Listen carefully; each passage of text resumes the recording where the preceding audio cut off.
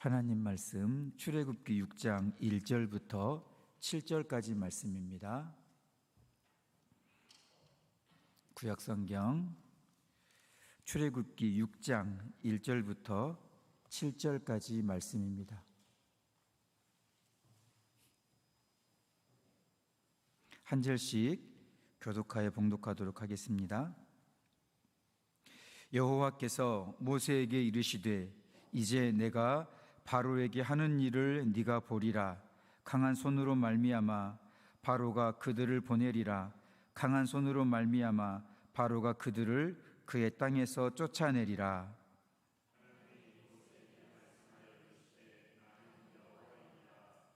내가 아브라함과 이삭과 야곱에게 전능의 하나님으로 나타났으나 나의 이름을 여호와로는 그들에게 알리지 아니하였고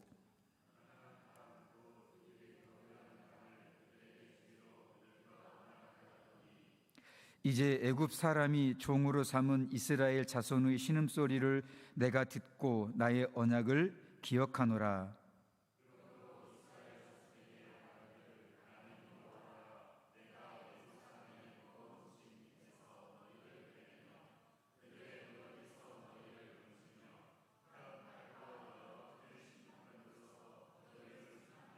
같이 합니다. 너희를 내 백성으로 삼고 나는 너희의 하나님이 되리니 나는 애굽 사람의 무거운 짐 밑에서 너희를 빼낸 너희의 하나님 여호와인 줄 너희가 알지라. 아멘. 영화 배우 마동석이 출연한 영화 범죄도시에 우리가 잘 아는 유명한 대사가 나옵니다. 이걸 맛있게 하면 좋은데 쑥스러워서 너 내가 누군지 아니? 나 하얼빈의 장첸이야. 이런 유명한 대사가 나오는데 어르신들은 잘 모르시는 것 같아서 조금 아쉽긴 합니다. 이 대화가 될 것 같아서 이거를 가져왔는데 나 누군지 아니? 나 하얼빈 장첸이야.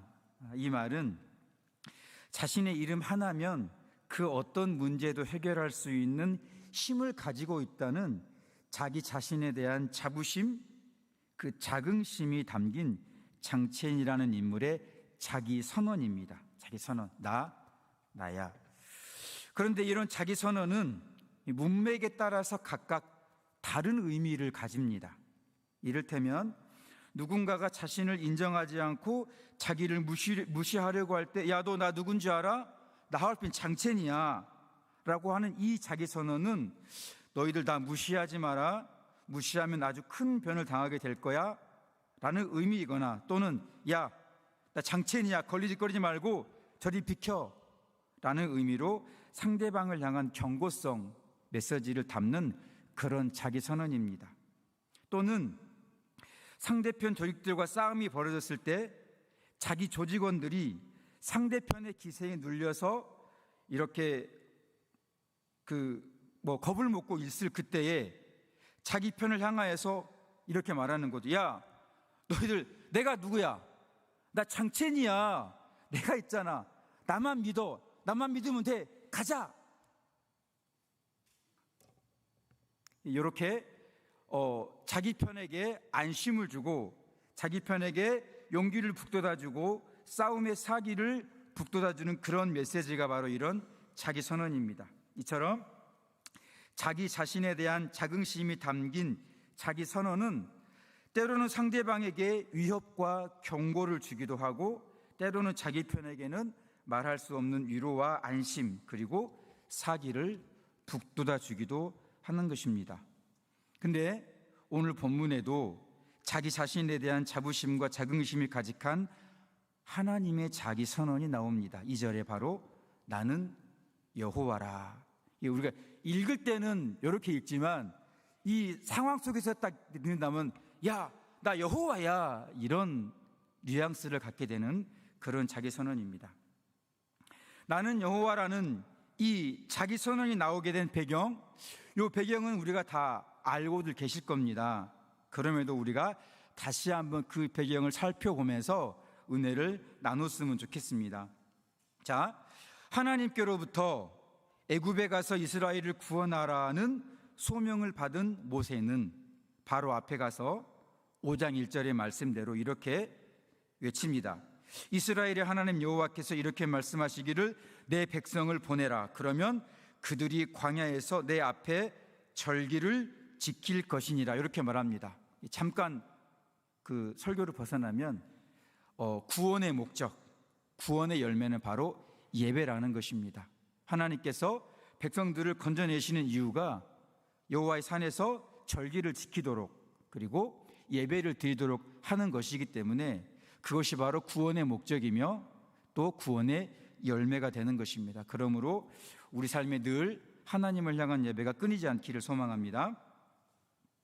자, 모세로부터 이 말을 들은 바로는 이렇게 말합니다. 누군데? 여호와가 누군데? 라는 이 말로 마치 하나님을 듣보잡 취급하면서 하나님을 조롱하는 거죠. 듣보잡이 무슨 말씀인지 아시죠? 제가 차마 이렇게 너무 불경스러워서 제가 말을 못 꺼냈습니다. 하나님을 정말 듣보잡 취급하면서 바로가 하나님을 무시하는 겁니다. 하나님에 대한 바로의 조롱은 여기서 멈추지 않습니다. 잘 아시는데도 바로는 이스라엘 백성들을 더욱더 혹독하게 다루었습니다. 그렇죠? 그러다 이스라엘 백성들은 5장 21절에서 모세에게 이렇게 말을 하죠. 너희가 우리를 바로의 눈과 그 신하의 눈에 미운 것이 되게 하고 그들의 손에 칼을 주어 우리를 죽이게 하는도다 라고 백성들이 모세를 향하여 말하면서 불평과 원망을 쏟아냅니다. 당연한 현상이겠죠. 백성들로부터 이런 불평과 원망을 들은 모세 역시 5장 22절, 23절에서 하나님께 이렇게 나름 불평합니다. 주여 왜 나를 보내셨습니까? 왜 나를 이 백성이 학대를 당하는 걸 내가 보게 하십니까? 그리고 하나님도 이걸 지켜보면서도 왜 주의 백성을 구원하지 않으십니까? 도대체 어떻게 된 일입니까? 라며 모세도 두려움과 절망 섞인 불평을 하나님께 쏟아냅니다. 이렇게 기가 꺾여 두려움과 절망 가운데 불평을 쏟아내고 있는 바로 이 상황 속에서 하나님은 마치 장첸처럼 자기의 수준을 낮춰서 모세를 안심시키고 사기를 북돋아 주기 위해 본문 2절의 말씀처럼 여호와 나는 여호와라 라는 자기 선언을 하게 되는 것입니다. 이런 의미죠. 모세야 너 내가 누군지 아니? 나 여호와야 여호와. 너희 조상들한테도 이 이름은 알려주지 않았어. 여호와. 내가 아브라함, 야곱, 이삭한테도 이 이름 여호와는 내가 알려주지 않았어. 너희 조상들한테는 전능의 하나님으로만 알려줬지만 여호와로는 알려주지 않았거든. 그러니 두려워하지도 말고 낙심하지도 말고 절망하지도 마. 내가 있잖아. 나만 믿어. 이런 의미인 것입니다. 마치 아이를 달래듯 하나님께서 모세를 안심시키고 계신 겁니다. 이걸 위해서 하나님이 장첸처럼 나는 여호와라 자기 선언을 하시게 된 것입니다. 자, 근데 여기서 우리가 잠깐 짚고 넘어가야 할 게 있는데 사실 여호와라는 이 이름은 창세기에 무려 166번이나 나옵니다. 창세기에 166번이나 나오는 이 여호와의 이름을 하나님은 모세에게 너한테 처음 알려주는 거야 이렇게 말을 한다는 거죠.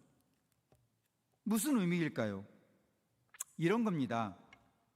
여기서 지금 하나님께서 소개시켜주고 있는 여호와라는 이름은 이 하나님의 영원한 본질, 하나님의 영원성을 나타내는 의미라기보다는 이런 의미입니다.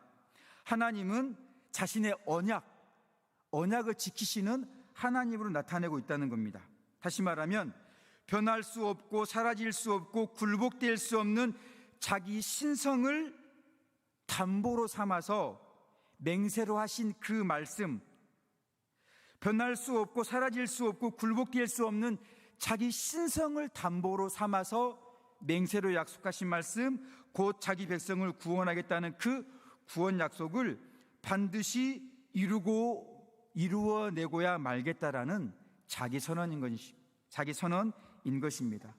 바로 여호와라는 이름을 통해 하나님은 반드시 약속하신 것을 이루어내고 말겠다는 하나님의 성실하심, 하나님의 신실하심을 나타내심으로써 백성들을, 특별히 여기에서는 모세를 안심시켜주고 있다는 것입니다. 실제로 하나님은 이스라엘 백성들을 향하여서 구원을 약속하실 때마다 언제나 이 이름을 사용했습니다. 내가 너희를 구원하겠다, 내가 너희를 돌보겠다, 내가 너희를 건지겠다라는 그 약속을 주실 때마다 다른 이름이 아니라 이 여호와라는 이름을 사용하셨다라는 겁니다. 이사야 43장 11절에 이렇습니다. 나 곧 나는 여호와라, 나 외에 구원자가 없느니라. 45장 5절에서는 나는 여호와라, 나 외에 다른 이가 없나니 나밖에 신이 없느니라. 45장 6절에서는 해 뜨는 곳에서든지 지는 곳에서든지 나밖에 다른 이가 없는 줄 알게 하리라. 나는 여호와라, 다른 이가 없느니라. 45장 18절에서는 나는 여호와라, 나 외에 다른 이가 없느니라. 그렇습니다. 하나님밖에 없습니다. 하나님은 지금 모세에게 나밖에 없어, 나밖에 없어. 약속했지? 나 여호와야. 그거 반드시 지켜. 내가 반드시 이루어내고 말 거야. 안심해. 두려워하지 마. 절망하지 마. 낙심하지 마. 내가 있잖아. 이렇게 하나님밖에 없기에 하나님은 다시 이사야 64장 4절에서 이렇게 자기를 선포합니다. 주 외에 자기를 앙망하는 자를 위하여 이런 큰 일을 행한 신을 옛부터 들은 자도 없고 눈으로 본 자도 없느니라. 이런 신은 들어본 적도 없고 눈으로 본 사람이 아무도 없다는 것입니다. 하나님밖에 없다라는 것입니다. 이렇게 두려움과 절망 가운데 불평하고 있는 모세에게 자신을 맞추어 주심으로써 모세를 안심시키고 사기를 북돋아 주신 하나님은 단순히 자기를 선언하신 이것에만 머물러 계시지 않고 자기를 선언하신 후에 그 선언에 맞게 자신이 믿을 만한 분이심을 이제 입증해 나가십니다. 말로 안심을 시켰는데 말로 안심을 시키는 것으로만 끝나는 것이 아니라 하나님은 직접 모세에게 말뿐이 아니라 직접 자신을 보여주심으로써 하나님이 약속을 지키시는 분이심은 알고 더욱 안심하라는 그런 일을 행하게 된다는 것입니다. 입증을 하신다는 것입니다. 어떻게요?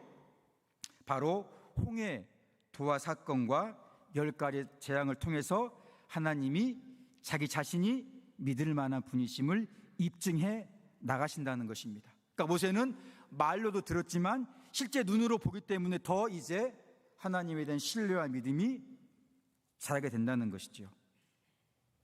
그렇습니다. 하나님은 자신의 언약대로 맹세대로 자기 자신 백성을 구원하신 분임을 10가지 재앙을 통해서 입증해 주시는 겁니다.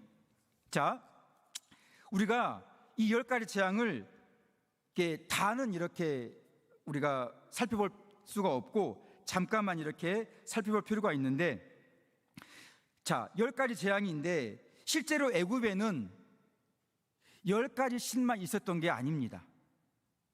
역사가들의 기술에 보면은 애굽에는 80가지 이상의 신이 있었다고 기술하고 있습니다. 근데 왜 하나님은 꼭 10가지 재앙만 이 애굽에게 내리셨냐, 그런 질문인 것입니다.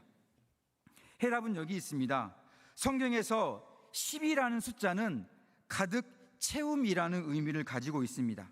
그래서 10이라는 숫자는 가득 채움이라는 그 의미를 근간으로 삼아 모든, 그리고 충만함, 모든 충만함, 가득 채워졌으니까 완성됨, 완성되었으니까 완전함, 온전함이라는 의미를 더해가게 되는 것입니다. 그러므로 하나님이 10가지 재앙을 통해서 애굽에게 이 심판을 내리신 것은 다름이 아니라 그들이 섬기고 있던 10가지 우상들을 심판하심을 통해 그들이 섬기는 모든 신들을 심판하신다는 것입니다. 10가지 재앙이 단순히 애굽 땅과 애굽 사람들에게만 내리는 그런 재앙이 아니라 그들이 섬기고 있는 그 신들에게 재앙을 내린다는 것입니다. 그 신들에게 재앙을 내리고 그 신들을 심판하심으로써 하나님 자신을 입증해 나가신다는 겁니다. 자, 10가지 재앙을 간략하게 한번 살펴보겠습니다. 은혜를 더 깊이 알기 위해서인 겁니다. 자, 첫 번째 재앙은 나일 강물을 피로 바꾼 재앙이죠. 애굽 사람들의 생명의 젖줄인 그 나일강.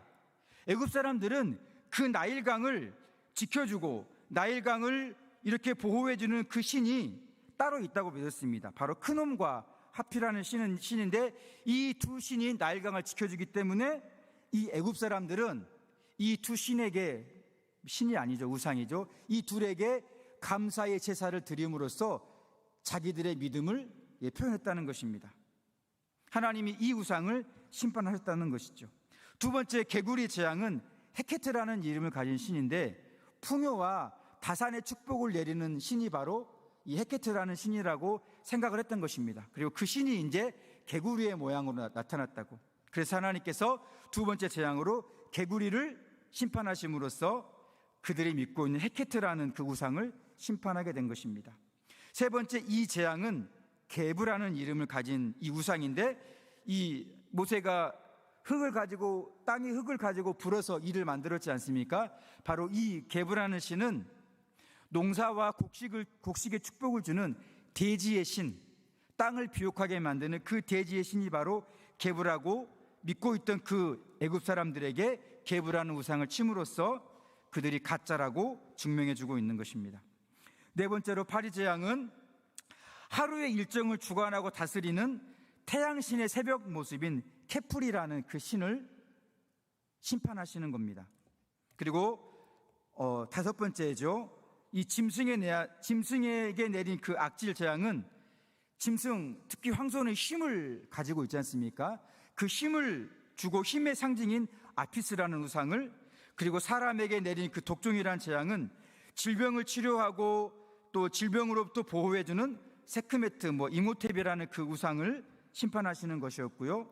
우박 재앙은 하늘의 여신 누트, 습기를 주관하는 테프누트, 공기를 다스리는 이 슈라는 우상, 그리고 메뚜기 재앙은 곡식과 추수의 축복을 내리는 세라피스라는 우상, 흑암의 재앙은 최고의 신 태양신이라는 그 우상을, 그리고 마지막 장자의 죽음의 재앙은 태양신이 성육신한 게 바로 바로입니다. 그리고 그 바로의 아들은 왕가로서 통치를 상징하죠.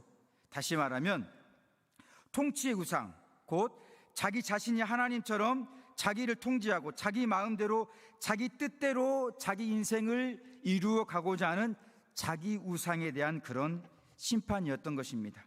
우리가 이렇게 10가지 재앙에서 볼 수 있듯이 애굽 사람들의 모든 삶과 모든 생활은 하나도 예외 없이 전부 신과 연결되어 있었다는 것을 알게 됩니다.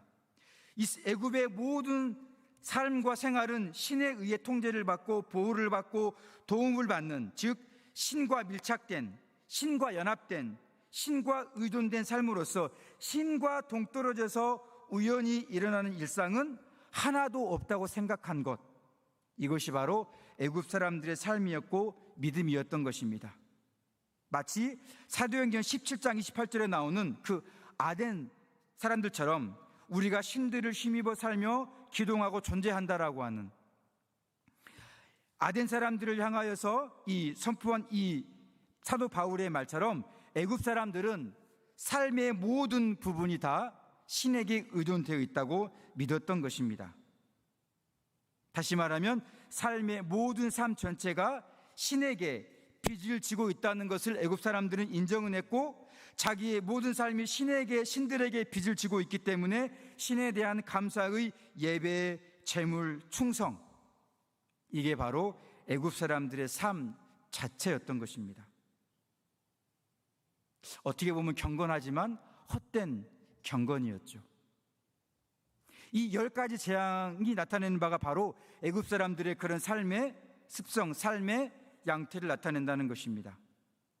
자, 이걸 반대로 말하면 애굽 사람들은 하나님께 돌려줘야 할 모든 영광을 가짜 신들인 우상들에게 돌림으로써 하나님의 고귀한 영광을 갈기갈기 찢어버리는 죄악된 삶을 살았다라는 것입니다.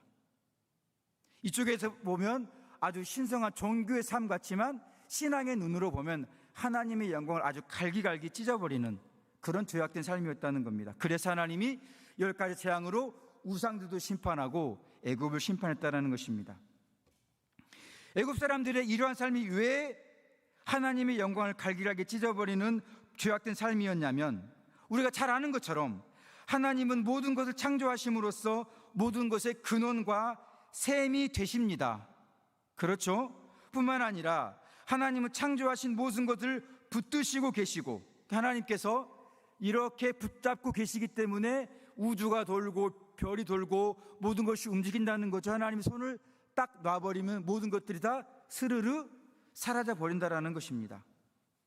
모든 것들을 붙드실 뿐만 아니라 자기 뜻대로, 자기 기쁘신 뜻대로 모든 것들을 하나님이 운행해 가시기 때문에 애굽 사람들의 이런 삶, 모든 것들이 신과 연결되어 있고 모든 삶이 신에게 빚져 있다라는 그런 삶의 자세, 우상 숭배가 바로 하나님의 영광을 갈기갈기 찢어버리는 우상 숭배였다라는 것입니다.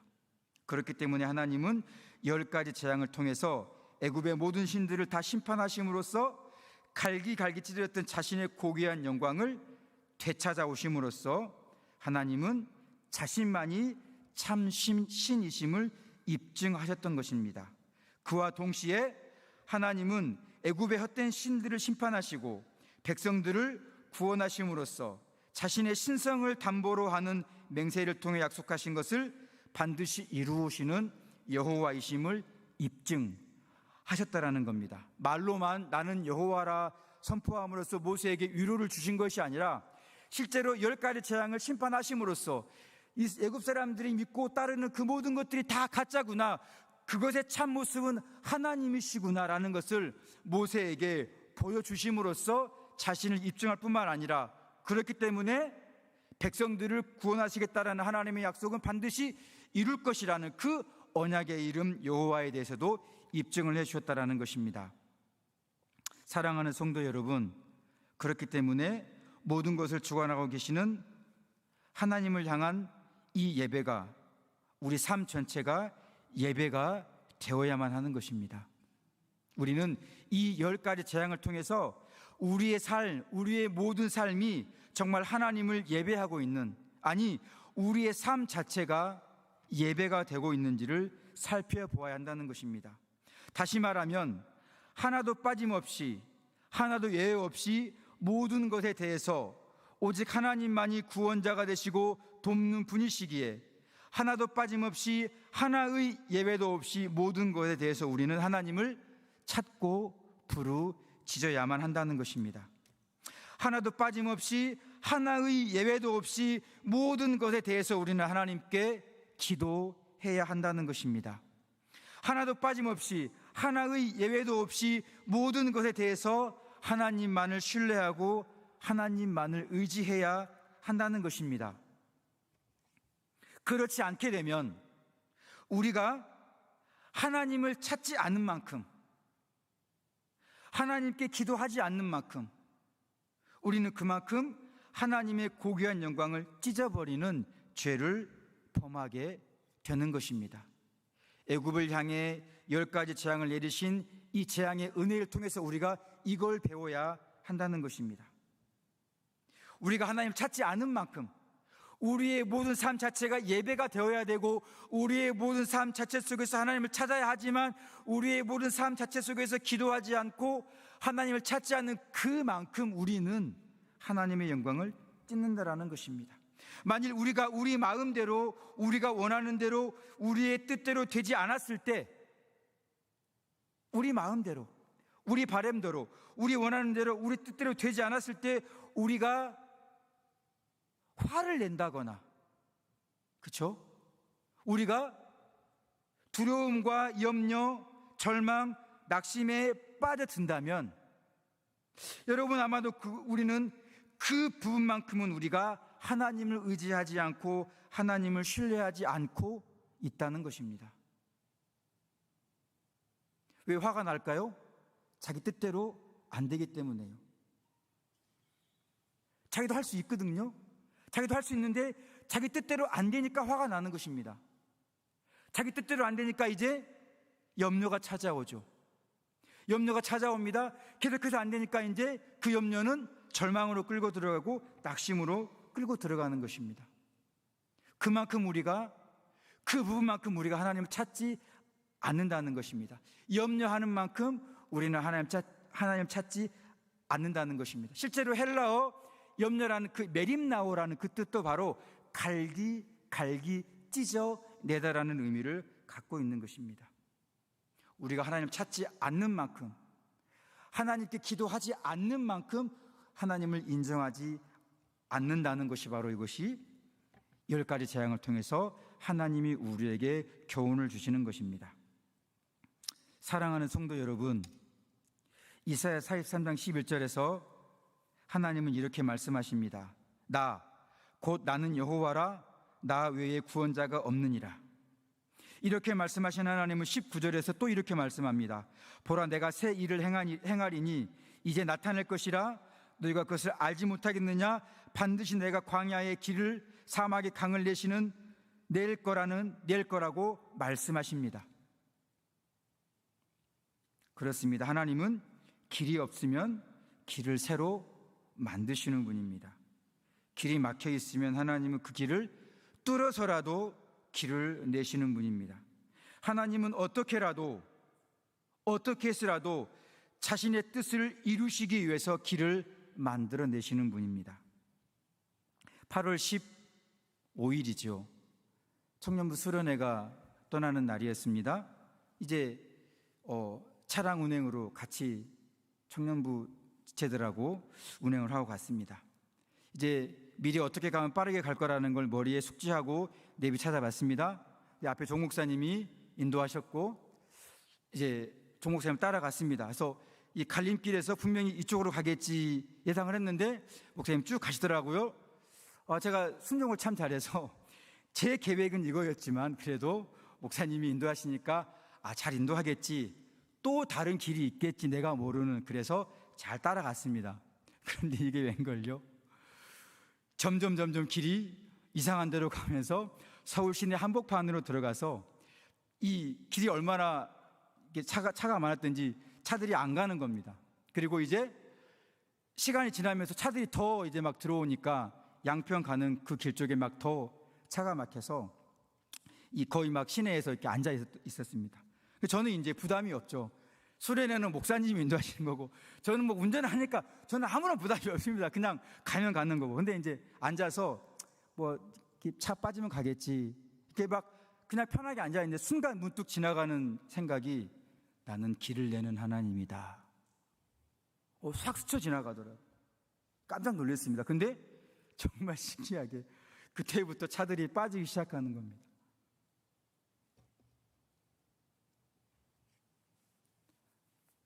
성도 여러분, 그렇습니다. 우스개 상황 같지만 정말 저는 그냥 아무 생각이 없던 그런 상황이었지만 그 순간 하나님이 말씀을 스쳐 지나가시면서 나는 길을 내시는 하나님이다. 나는 길을 만드시는 하나님이다. 그렇습니다. 막혀 있으면 뚫어서라도 길을 내시고, 없으면 길을 새로 만드셔서 길을 내시는 분이 하나님이십니다. 그래서 이사야 43장 19절에 내가 광야의 길을 내고 내가 사막의 강을 낼 것이다, 이렇게 말씀하고 있는 것입니다. 자신의 신성을 담보로 삼아 맹세로 약속하신 그 구원, 한 번 선택한 백성을 용서하고 건져내고 보호하고 도우셔서 마지막 천국의 길까지 인도하시겠다는 그 약속을 이루시기 위해서 하나님은 반드시 길을 내신다는 겁니다. 우리 삶 가운데, 인생 가운데 막혀 있는 것처럼 보이고, 물론 막혀 있을 때가 있지요. 정말 진짜 이렇게 생각하고 저렇게 생각해도 이제 끝났다, 진짜 여기까지구나. 정말 그럴 때 정말 다 포기하고 하나님 그냥 여기까지인가 봅니다라고 그냥 그렇게 포기하고 체념하고 갈 때 정말 하나님의 새로운 길을 확 여시는, 제가 말씀을 드릴 수 없지만 하나님은 그런 하나님이셨습니다. 사랑하는 성도 여러분, 하나님이 이런 분이시기에 애굽에 10가지 재앙을 내림으로써 애굽 사람들은 모든 삶과 생활이 신들에게 연관되어 있고 가짜 우상들에게 의존되어 있다고 믿었지만 하나님은 그걸 심판하심으로써 그게 아니야, 그렇게 가짜에게 연결되어 있는 게 아니라 모든 게 다 나에게 연결되어 있어. 그 나에게 연결된 그 나의 이름이 여호와야. 내가 약속한 건 반드시 이루어. 마치 아브라함에게 말씀하신 것처럼 히브리서 6장 14절에 이렇게 말씀하신 것처럼 내가 너에게 반드시 복주고 복주며 복주고 복주리라. 반드시 길을 내시는 분임을 깊이 인식하시기 바랍니다. 그러므로 빌립보 4장 6절의 말씀처럼 아무것도 염려하지 말고 다만 모든 일에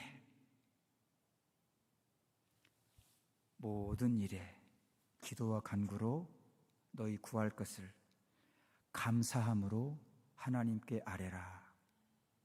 이렇게 되시길 바랍니다. 그리하면 4장 7절의 말씀처럼 모든 지각에 뛰어난 하나님의 평강이 그리스도 예수 안에서 우리의 마음, 우리의 생각, 마음과 생각은 영혼이겠죠. 마음과 생각을 지키실 것이기 때문입니다. 반드시 길을 내셔서 우리를 마지막까지 인도해 가실 것이기 때문입니다.